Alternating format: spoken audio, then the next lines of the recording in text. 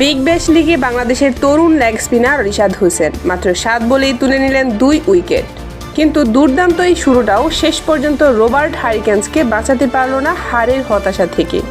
Melbourne স্টার্সের কাছে 8 উইকেটে হেরে মাঠ ছাড়তে হয় রিশাদের দলকে। পুরো ম্যাচের বিস্তারিত থাকছে এই ভিডিওতে। বিগ ব্যাশ লিগে নিজেদের দ্বিতীয় ম্যাচে মেলবোর্ন স্টার্সের মুখোমুখি হয় হোবার্ট হারিকেন্স। টস হেরে আগে ব্যাট করতে নেমে শুরুর দিকেই ধাক্কা খায় হোবার্ট। ইনিংসের প্রথম 7 বলে মাত্র 10 রান তুলতেই দল হারায় 2 উইকেট। 36 রানে তৃতীয় ব্যাটসম্যান হিসেবে ফিরে যান নিখিল চৌধুরী। এরপর চতুর্থ উইকেটে বেন ম্যাকডারমট ও টিম ডেভিড গড়ে তুলেন 61 বলে 83 রানের জুটি। টিম ডেভিড আজ ছিলেন কিছুটা ছন্দহীন। 31 বলে 31 রান করে আউট হন তিনি। তবে ম্যাকডারমট খেলেন দারুণ ইনিংস। 52 বলে করেন 69 রান। সব মিলিয়ে হোবার্টের সংগ্রহ দাঁড়ায় 158 রান। রিশাদ হোসেন অপরাজিত থাকেন 3 বলে 5 রান করে।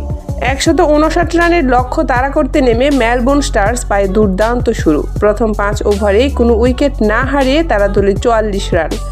ষষ্ঠ ওভারে বল হাতে নিয়ে ম্যাচে প্রভাব ফেলেন রিশাদ হোসেন। ওভারের তৃতীয় বলে 30 রান করা ওপেনার টমাস রজার্সকে ফিরিয়ে দেন তিনি। লং অফে ক্যাচ তুলে দেন রজার্স। পরের ওভারে উইকেট। এবার শিকার আরেক ওপেনার জো ক্লার্ক। 20 বলে 20 রান করা ক্লার্ক ফাইন লেগে ক্যাচ দিয়ে বিদায় নেন। মাত্র 7 বলেই 2 উইকেট। ম্যাচে ফেরার আশা দেখছিল হোবার্ট, কিন্তু এরপরই দৃশ্যপটে আসেন মার্কাস স্টয়নিস। রিশাদের শেষ ওভারে আসে 19 রান। স্টয়নিস ও ক্যালওয়ের অবিচ্ছিন্ন জুটিতে 51 বলে যোগ হয় 101 রান।